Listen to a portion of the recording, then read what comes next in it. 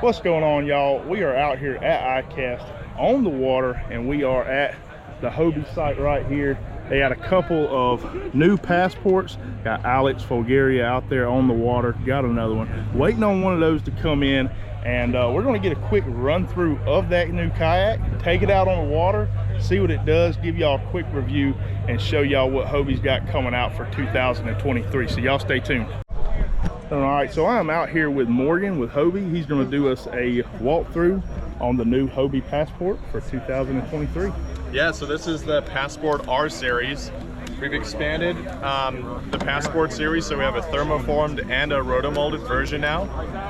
There's really nothing different between those two models except for their construction. They're the same price, and this is just a way for us to improve on our operational efficiencies. These are going to be made in North America, so we're going to be able to get them out to customers, especially with all the demand that we've seen over COVID and everything. Just going to allow us to get more boats out there to the public, and yeah. Right on. So what is the overall weight of this Passport? I think it's the same weight as the thermoformed, which I believe's 67 pounds or something like that. I got you. Don't quote me on that. Check the website. I haven't been doing my homework, but so, pretty light right there. Yeah, really light. I think it's 70 something pounds fully rigged up. It comes with the Mirage Drive GT. So this is a super tried and proven drive. It's got the patented kick-up fin, so you hit anything under the water, you're good to go.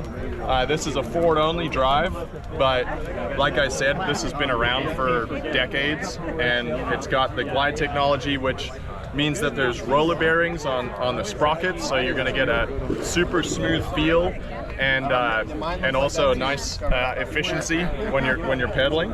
And really, everything, all the features on the boat are the exact same, just a rotomolded version. Awesome.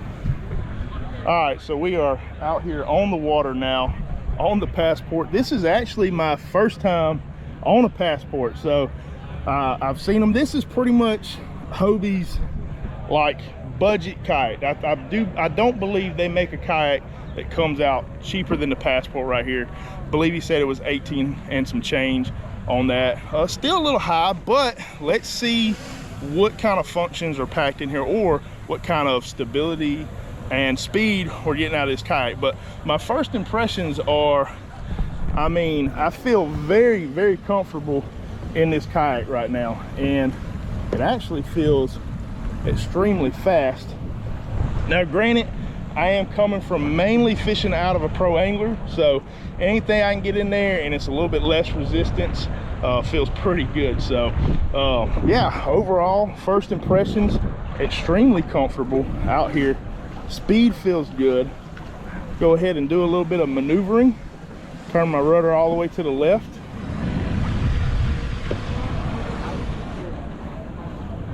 So pretty standard turning right there. Obviously, with any kayak, the more water that you have moving, the sharper it's going to turn and stuff. So we're going to go ahead and get some speed going up. Whip it to the left. Hopefully we don't fall out. Say let's whip it to the right. So turning is pretty good on the kayak. I would say it's not really any better or less than anything else, but overall it feels really, really good.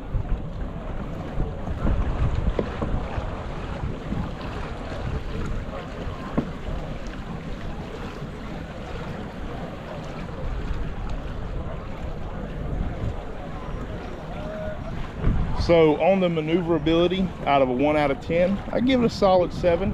Turning is responsive enough. Definitely does the job. I don't feel like it's lacking. So let's go ahead and do a speed test and see what we can get out of it. So when I do my speed test, I want to run it 3 different ways, right? I want to do just an average casual pace, which is I'm just leisurely going out, heading to the spot.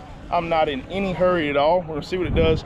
Second, we're gonna kind of do a jog, right?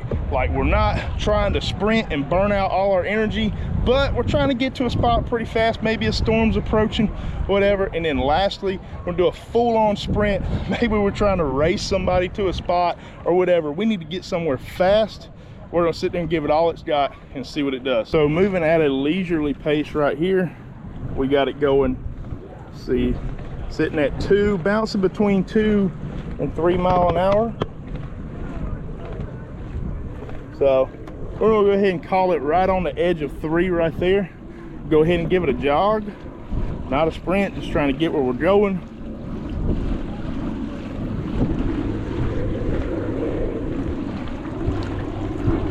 Sitting there.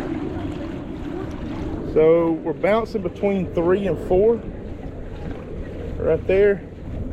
And then we're gonna turn around and we're gonna give it an all-on sprint and see how she does. All right, get her moving, pump them legs into it. The goal is, we got it to 5, which is really, really good. Anytime I can get it at a sprint, moving 5 miles an hour, pretty decent. So bouncing between 4 and 5, I would say that's pretty much probably moving around 5.5, 4.5, 5.5, somewhere in between there on a sprint. Now, something I need to mention, he said that the weight capacity on this kayak is around 400 pounds. So I am 280 pounds, so pretty big guy. So if you're wondering, you know, whether or not you're too big or whatever for a kayak like this, like I said, I'm 280, 5'11", and I feel comfortable in it. I don't feel like my stability is compromised at all. So it feels pretty good. All right, so we did a speed test. We are not gonna do a stability test. I know I said we'd do that, but this kayak does not have any kind of rails for me to grab onto. I feel like I could get up in it, but in order to get back down, I'd have to plop down, probably make a fool out of myself sitting here at ICAST. Once again, 280 pounds, 5'11". I feel like I could definitely stand up in it. It's probably not a kayak that I at my size would want to stand up and fish off of. So, you know, there's that. So we're not going to really do a stand-up stability test on it, but overall, on the speed, I give it a solid 8 or 9. I mean, the speed is really good in the kayak. It's effortless. It feels good.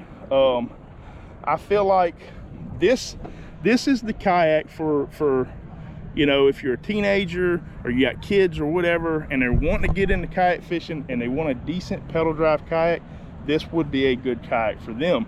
Also, you know, if you're an adult and once again, like, you don't know if you're gonna like kayak fishing or whatever, you want a light kayak, one that's easy to get out on the water, load up in the back of a truck, this is probably a good kayak for you to get started out on, get out there on the water and do some fishing. So overall, I am pleased with the Passport, my first time in a Passport. That's pretty much it, y'all. Hope y'all enjoyed this review. If y'all did, leave a like, comment with any questions, subscribe if you haven't already.